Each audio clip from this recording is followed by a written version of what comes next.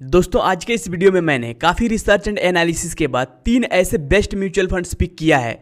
अगर आप in mutual funds में अभी इन्वेस्ट कर देते हैं तो केवल अगले 2 से 3 साल के अंदर ही ये म्यूचुअल फंड्स आपके पैसे को डबल ट्रिपल कर देंगे। लेकिन अगर आप उन लोगों में से हैं जो लोग फंड सेलेक्ट करते समय केवल उस फंड का past return, portfolio, fund manager और रेटिंग को देखकर फंड सेलेक्ट करते हैं, तो प्लीज आपसे रिक्वेस्ट है, अभी मैं आपको कुछ बातें बताने वाला हूं। ये बहुत इंपॉर्टेंट है एक बेस्ट म्यूचुअल फंड सेलेक्ट करने के लिए और ये हमेशा आपको काम आएगा और ज़्यादातर इन्वेस्टर्स यही गलती करते हैं। और दोस्तों इस वीडियो को एंड तक जरूर देखिएगा, तभी आपको सारी चीज़ें अच्छे से समझ में आएगी और फिर जानेंगे कि आज का हमारा 3 बेस्ट म्यूचुअल फंड्स कौन कौन से हैं। दोस्तों अगर कोई फंड पास्ट में बेटर परफॉर्म किया है तो आप ये नहीं कह सकते कि वह फंड फ्यूचर में भी वैसा ही परफॉर्म करेगा। दोस्तों किसी भी म्यूचुअल फंड का पास्ट परफॉर्मेंस बेटर होना चाहिए, लेकिन केवल इतना ही काफ़ी नहीं है। इसके अलावा भी कुछ इंपॉर्टेंट रेशियोज होते हैं जिसे हमें किसी भी म्यूचुअल फंड में इन्वेस्ट करने से पहले जरूर एनालाइज करना चाहिए, जैसे standard deviation, beta, Sharpe ratio, alpha. In ratio को एनालाइज करके आप रिस्क और रिटर्न का अंदाजा लगा सकते हैं कि ये फंड आपको मैक्सिमम और मिनिमम कितना रिटर्न दे सकता है। तो चलिए पहले इन रेशियो को अच्छे से समझ लेते हैं। फर्स्ट है स्टैंडर्ड डेविएशन। किसी भी फंड का स्टैंडर्ड डेविएशन यह बताता है कि वह फंड कितना ज़्यादा वॉलेटाइल है, कितना रिस्की है। फॉर एग्जांपल ये एक म्यूचुअल फंड है और इस फंड के पिछले कुछ सालों का एवरेज रिटर्न 15% है और इस फंड का स्टैंडर्ड डेविएशन 10% है। अब आसानी से पता लगाया जा सकता है कि ये फंड कितना ज़्यादा वॉलेटाइल है। इस फंड का एवरेज रिटर्न 15% है। ये फंड अपने एवरेज रिटर्न से 10% तक ऊपर जा सकता है, यानी इस फंड का मैक्सिमम रिटर्न 25% हो गया और ये फंड अपने एवरेज रिटर्न से 10% नीचे भी जा सकता है, तो इस फंड का मिनिमम रिटर्न हो जाएगा 5% और इस फंड के रिटर्न का रेंज हो जाएगा 5% to 25%, यानी ये फंड मैक्सिमम 25% तक का रिटर्न दे सकता है और मिनिमम 5% तक का रिटर्न दे सकता है। और यदि इस फंड का स्टैंडर्ड डेविएशन 20% होता तो इस फंड का मैक्सिमम रिटर्न 35% हो जाता और मिनिमम रिटर्न नेगेटिव में चला जाता -5%, यानी कि ये फंड बहुत ज़्यादा रिस्की हो जाता, बहुत ज़्यादा वॉलेटाइल हो जाता। यानी कि स्टैंडर्ड डेविएशन अगर ज़्यादा है तो वो फंड ज़्यादा रिस्की है, ज़्यादा वॉलेटाइल है। तो स्टैंडर्ड डेविएशन हमेशा कम होना चाहिए, वो फंड बेटर माना जाता है।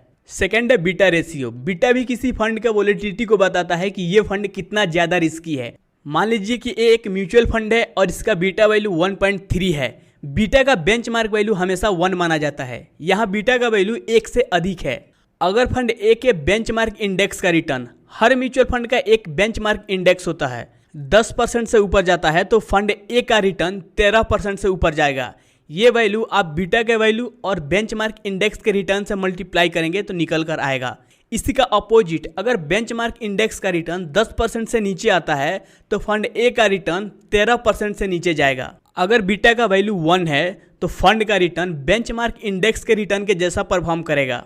और यदि बीटा का वैल्यू 0.7 है और बेंचमार्क इंडेक्स का रिटर्न 10% से ऊपर जाता है तो फंड का रिटर्न केवल 7% से ऊपर जाएगा।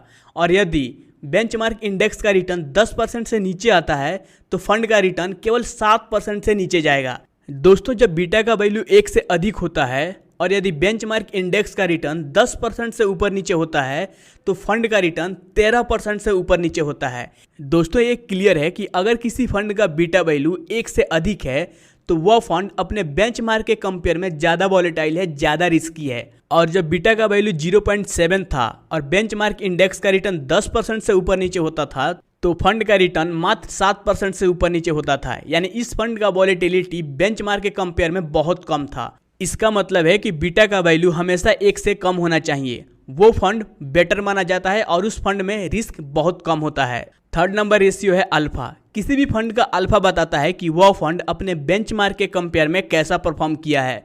मान लीजिए कि एक म्यूचुअल फंड है और इसका अल्फा 10% है। इसका मतलब है कि फंड ए अपने बेंचमार्क के कंपेयर में 10% ज़्यादा रिटर्न बना करके दिया है, अपने बेंचमार्क से आउट परफॉर्म किया है। अगर अल्फा नेगेटिव 10% है, इसका मतलब है कि फंड ए अपने बेंचमार्क के कंपेयर में 10% कम रिटर्न बना करके दिया है। यानी अल्फा बताता है कि कोई फंड अपने बेंचमार्क के कंपेयर में कितना एक्स्ट्रा रिटर्न बना करके दिया है। और अल्फा को फंड मैनेजर की वैल्यू भी कहते हैं। तो अल्फा का वैल्यू हमेशा पॉजिटिव होना चाहिए और जितना ज़्यादा होगा उतना बेटर होगा। फोर्थ नंबर है शार्प रेशियो। शार्प रेशियो बताता है कि कोई फंड कितना ज्यादा रिस्क लेकर रिटर्न देता है। मान लीजिए कि आपने किसी म्यूचुअल फंड में इन्वेस्ट किया और वहां आपको बहुत ज्यादा रिटर्न मिल गया, तो ऐसा तो नहीं है कि फंड मैनेजर ने आपके पैसे पे ज्यादा रिस्क लेकर आपको ज्यादा रिटर्न दिया है। ऐसे में आपके पैसे कभी डूब भी सकते हैं। तो ये आप कैसे पता लगाएंगे? मान लीजिए कि एक ही कैटेगरी के दो फंड्स हैं, ए और बी, और दोनों का रिटर्न सेम है 15-15%। अब आप यहाँ केवल रिटर्न देकर ये पता नहीं लगा सकते कि कौन सा फंड बेटर है। अगर आपको दोनों फंड्स के शार्प रेशियो दे दिया जाए, मान लीजिए कि फंड ए का शार्प रेशियो 1.3 है और फंड बी का शार्प रेशियो 1 है। यहाँ फंड ए का शार्प रेशियो फंड बी के शार्प रेशियो से ज़्यादा है। इसका मतलब है कि फंड ए उतना ही रिटर्न कम रिस्क में बनाकर दिया है as compare to fund B. तो किसी भी फंड का शार्प रेशियो उसी कैटेगरी के दूसरे फंड के शार्प रेशियो से ज़्यादा होना चाहिए, वो फंड बेटर माना जाता है। तो ये था कुछ इंपॉर्टेंट रेशियो जो हमें किसी भी म्यूचुअल फंड में इन्वेस्ट करने से पहले उस कैटेगरी के दूसरे फंड से जरूर कंपेयर करना चाहिए। तो चलिए अब आज के 3 बेस्ट म्यूचुअल फंड्स को जान लेते हैं। दोस्तों, आज का टॉप 3 बेस्ट म्यूचुअल फंड्स मैंने रिस्क पैरामीटर के बेसिस पे कंसीडर किया है। इन फंड्स में रिस्क बहुत कम है और अच्छा रिटर्न है। फर्स्ट म्यूचुअल फंड है मिड कैप कैटेगरी से axis mid cap fund direct plan. इस फंड का करंट NAV है 77 रुपीज़। फंड साइज है 18,676 करोड़। एक्सपेंस रेशियो है 0.52%। दोस्तों, इस फंड के पोर्टफोलियो की बात करें तो इस फंड का इक्विटी होल्डिंग है 88.01%। इस फंड के पास टोटल नंबर ऑफ स्टॉक्स है 64। इस फंड का 12.96% लार्ज कैप स्टॉक्स में इन्वेस्ट किया गया है। चूंकि ये एक मिड कैप कैटेगरी का फंड है तो इसका major portion 44.66% mid cap stocks में इन्वेस्ट किया गया है एंड 14.6% स्मॉल कैप स्टॉक्स में इन्वेस्ट किया गया है। दोस्तों, इस फंड के पोर्टफोलियो में जो टॉप 5 स्टॉक्स हैं उनका वेट है 17.05%।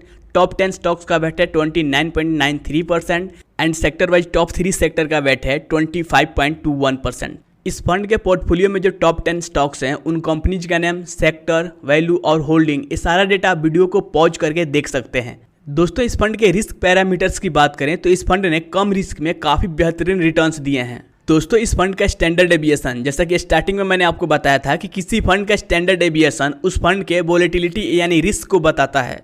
अगर स्टैंडर्ड डेविएशन ज़्यादा है तो उस फंड में हाई वोलेटिलिटी है, अगर स्टैंडर्ड डेविएशन कम है तो उस फंड में लो वोलेटिलिटी है, कम रिस्क है। दोस्तों, इस फंड का स्टैंडर्ड डेविएशन इसी कैटेगरी के दूसरे फंड्स के एवरेज स्टैंडर्ड डेविएशन से भी कम है, यानी कि इस फंड में लो वोलेटिलिटी है, इस फंड में कम रिस्क है। बीटा का वैल्यू हमेशा 1 से कम होना चाहिए। जैसा कि स्टार्टिंग में मैंने आपको बताया कि बीटा का वैल्यू 1 से कम है तो वो फंड कम वोलेटाइल है, उसमें कम रिस्क है। यहाँ बीटा का वैल्यू 1 से कम तो है ही, साथ ही साथ इसी कैटेगरी के दूसरे फंड्स के एवरेज बीटा वैल्यू से भी कम है। दोस्तों, इस फंड का स्टैंडर्ड डेविएशन और बीटा रेशियो से क्लियर है कि इस फंड में लो वोलेटिलिटी है, कम रिस्क है। दोस्तों, शार्प रेशियो, ट्रेनर रेशियो और अल्फा, ये तीनों रेशियो रिस्क एडजस्टेड रिटर्न को बताते हैं। इनका वैल्यू जितना ज़्यादा होता है उतना बेटर माना जाता है। दोस्तों, शार्प रेशियो को उसी कैटेगरी के दूसरे फंड से कंपेयर किया जाता है। इस फंड का शार्प रेशियो इसी कैटेगरी के दूसरे फंड्स के एवरेज शार्प रेशियो से ज़्यादा है। इसका मतलब है कि इस फंड ने सेम रिस्क में अच्छा रिटर्न बना करके दिया है। इस फंड का ट्रेनर रेशियो भी बेटर है। दोस्तों, किसी भी फंड का अल्फा बताता है कि वह फंड अपने बेंचमार्क के कंपेयर में कैसा परफॉर्म किया है। इस फंड का अल्फा है 4.66। इसका मतलब है कि यह फंड अपने बेंचमार्क के कंपेयर में 4.66% ज़्यादा रिटर्न बना करके दिया है। दोस्तों, इस फंड के सारे पैरामीटर्स को देखकर एक क्लियर है कि इस फंड में वोलेटिलिटी बहुत कम है। इस फंड ने बेटर रिस्क एडजस्टेड रिटर्न्स दिए हैं। दोस्तों, इस फंड के लमसम रिटर्न्स की बात करें तो इस फंड ने लास्ट ईयर 6.67% का रिटर्न दिया है, लास्ट 2 ईयर्स में 28.80% का, लास्ट 3 ईयर्स में 26.77% का, लास्ट 5 ईयर्स में 19.23% का एंड इस फंड का ऑल टाइम एवरेज रिटर्न है 19.57%। दोस्तों, अगर आपको बेटर रिस्क एडजस्टेड रिटर्न चाहिए, कम रिस्क में अच्छा रिटर्न चाहिए तो आप एक्सिस मिड कैप में इन्वेस्ट कर सकते हैं। दोस्तों, हमारा सेकंड म्यूचुअल फंड है large cap and mid cap category से Axis growth opportunities fund direct plan. इस फंड का करंट NAV है 19 रुपीज़। फंड साइज है 8050 करोड़ एंड एक्सपेंस रेशियो है 0.56%। दोस्तों, इस फंड के पोर्टफोलियो में 79.98% इक्विटी होल्डिंग है, 17.16% फॉरेन इक्विटी होल्डिंग भी है, यानी आपका पैसा फॉरेन स्टॉक्स में भी इन्वेस्ट किया जाएगा। इस फंड के पास टोटल नंबर ऑफ स्टॉक्स है 19। इस फंड का 25.22% लार्ज कैप स्टॉक्स में इन्वेस्ट किया गया है, 25.21% मिड कैप स्टॉक्स में इन्वेस्ट किया गया है एंड 13.08% स्मॉल कैप स्टॉक्स में इन्वेस्ट किया गया है। इस फंड के पोर्टफोलियो में जो टॉप 5 स्टॉक्स हैं उनका वेट है 29.16%, टॉप 10 स्टॉक्स का वेट है 45.32% and sector wise top 3 sector का वेट है 44.15%। एंड इस फंड के पोर्टफोलियो में जो टॉप 10 स्टॉक्स हैं उन कंपनीज का नाम, सेक्टर, वैल्यू और होल्डिंग, ये सारा डेटा अगेन आप वीडियो को पॉज करके देख सकते हैं। दोस्तों इस फंड के रिस्क पैरामीटर्स को देखें तो अगेन इस फंड में लो वॉलेटिलिटी है और इस फंड ने बेटर रिस्क एडजस्टेड रिटर्न दिए हैं। दोस्तों इस फंड के रिटर्न्स की बात करें तो लास्ट ईयर इस फंड ने 6.05% का रिटर्न दिया है, लास्ट 2 ईयर्स में 29.49% का रिटर्न दिया है, लास्ट 3 ईयर्स में 26.12% का रिटर्न दिया है एंड इस फंड का ऑल टाइम एवरेज रिटर्न है 22.6%। अगेन अगर आप रिस्क एडजस्टेड रिटर्न चाहते हैं तो आप इस फंड में निवेश कर सकते हैं। दोस्तों हमारा तीसरा नंबर म्यूचुअल फंड है, ये बहुत ज़्यादा पॉपुलर स्कीम है, Parag Parikh flexi cap fund direct plan growth. Please हमें कमेंट करके जरूर बताइएगा कि किन किन लोगों ने ऑलरेडी इस फंड को अपने पोर्टफोलियो में ऐड कर रखा है। दोस्तों इस फंड का करंट NAV है 51 रुपीज़, इसका फंड साइज है 24,594 करोड़ एंड एक्सपेंस रेशियो है 0.77%। दोस्तों इस फंड के पोर्टफोलियो में 68.92% इक्विटी होल्डिंग है, जिसमें 21.68% फॉरेन इक्विटी होल्डिंग है। यहाँ भी आपका पैसा फॉरेन स्टॉक्स में इन्वेस्ट किया जाएगा। इस फंड के पास टोटल नंबर ऑफ स्टॉक्स है 27। इस फंड का 56.21% लार्ज कैप स्टॉक्स में इन्वेस्ट किया गया है, 2.66% मिड कैप स्टॉक्स में इन्वेस्ट किया गया है एंड 9.12% स्मॉल कैप स्टॉक्स में इन्वेस्ट किया गया है। दोस्तों अगेन इस फंड का भी सभी रेशियो काफ़ी बढ़िया है पिछले फंड्स की तरह। इस फंड में भी लो वॉलेटिलिटी है, कम रिस्क है, इस फंड ने भी रिस्क एडजस्टेड रिटर्न्स दिए हैं। दोस्तों इस फंड के रिटर्न्स की बात करें तो इस फंड ने लास्ट ईयर 5.22% का रिटर्न दिया है, लास्ट 2 ईयर्स में 25.31% का रिटर्न दिया है, लास्ट 3 ईयर्स में 26.73% का, लास्ट 5 ईयर्स में 18.88% का एंड इस फंड का ऑल टाइम एवरेज रिटर्न है 19.37%। दोस्तों इन तीनों म्यूचुअल फंड्स को मैंने रिस्क पैरामीटर्स के बेसिस पे कंसीडर किया है। इन फंड्स में रिस्क बहुत कम है और एक एवरेज अच्छा रिटर्न है। अगर आपको अच्छा रिटर्न चाहिए, कम रिस्क में बेटर रिटर्न चाहिए तो आप इन म्यूचुअल फंड्स में इन्वेस्ट कर सकते हैं। दोस्तों ये कोई रिकमेंडेशन नहीं था, आप खुद भी इन म्यूचुअल फंड के बारे में और रिसर्च कर सकते हैं और उतना ही पैसा इन्वेस्ट करें जितना आप रिस्क ले सकते हैं। दोस्तों इन तीनों म्यूचुअल फंड में से आपको कौन सा फंड बेटर लगा है प्लीज़ हमें कमेंट करके जरूर बताइए। सो फिर मिलते हैं एक और नेक्स्ट वीडियो में। Till then keep learning and keep growing.